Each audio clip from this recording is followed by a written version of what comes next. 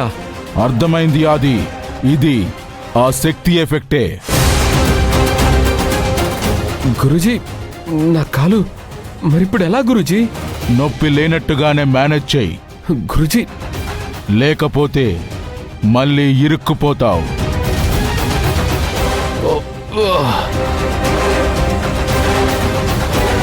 Guruji, ఇదెక్క twist రా బాబు.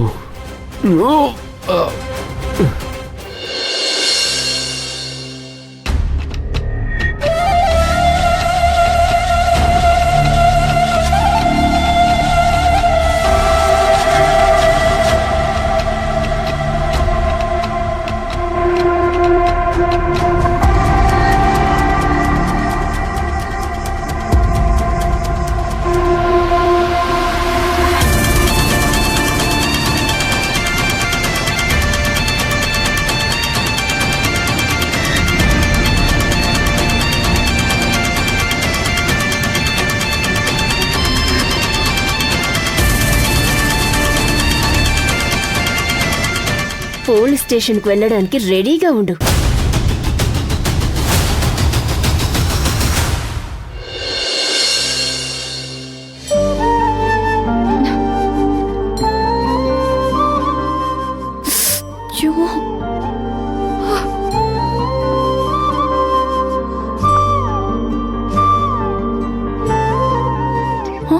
Sir, నువ్వేంటమ్మా ఇడ్లీలు తింటున్నావు? ఇవి పొద్దున చేసినవి కదా. ఇడ్లీలు మిగిలిపోయాయి బాబాయ్ గారు. వేస్ట్ చేయడం ఎందుకని ఇవి తింటున్నానంతే. మీకేమైనా కావాలా? ఇవ్వాలా? నాకు కాఫీ కావాలి, అందుకే వచ్చాను. ముందు నువ్వు తిను, ఆ తర్వాతే కాఫీ చేసివు. అయినా ఎందుకింత లేటుగా తింటున్నావు? పనంతా అయ్యేసరికి ఇంత లేట్ అయింది. టైంకి తినకపోతే ఎలా? పని ఎప్పుడూ ఉండేదే కదా. వాళ్ళు కావాలనే నిన్ను ఇబ్బంది పెట్టాలని ప్రయత్నం చేస్తున్నారనుకుంటా. నువ్వు లేటుగా తింటే ఆరోగ్యం పాడవుతుంది. నువ్వు నిదానంగా తిని నాకు కాఫీ పెట్టివమ్మా. కింద కూర్చుని తింటున్నావేంటి? పర్లేదు బాబాయ్ గారు, నేను ఇక్కడే కూర్చొని తింటాను. అది అలవాటైపోయింది. సరే అమ్మ, బయటికి వెళ్ళొచ్చిన తర్వాత కాఫీ తాగుతాను.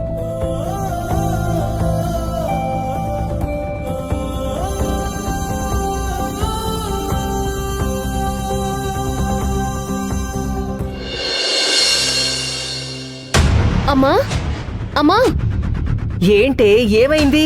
నా చైను కనపడ్డం లేదు. ఏంటి, చైను కనపడట్లేదా? ఎక్కడైనా పెట్టి మర్చిపోయావేమో చూడు. అంతా వెతికానమ్మా, కిచెన్ దగ్గర ఇంకా వెతకలేదు. శివగామి, శివగామి,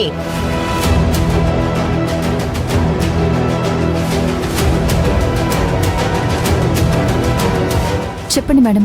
దీప చైను కనపడట్లేదంట. నువ్వేమైనా చూసావా? అంటే ఏమైనా కనిపించిందా అని. నేనేం చూడలేదు. వెళ్ళి ఒకసారి కిచెన్లో వెతికిరా. సరే మేడం.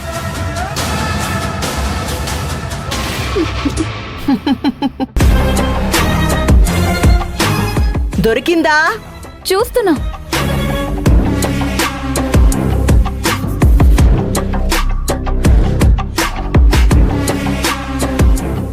ఏమైనా ఉందా? లేదు మేడం, అక్కడేం లేదు. ఈ ఇంట్లోకి దొంగలెవరొస్తారు?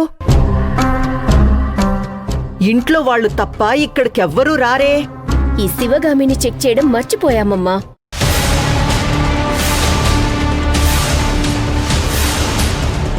నీ గదిలో ఉన్న వస్తువు శివగామి ఎలా తీస్తుంది? తీసుండదులే.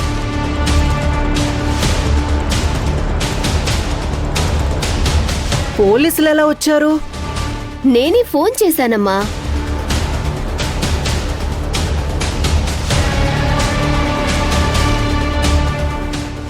కంప్లైంట్ ఎవరిచ్చారు?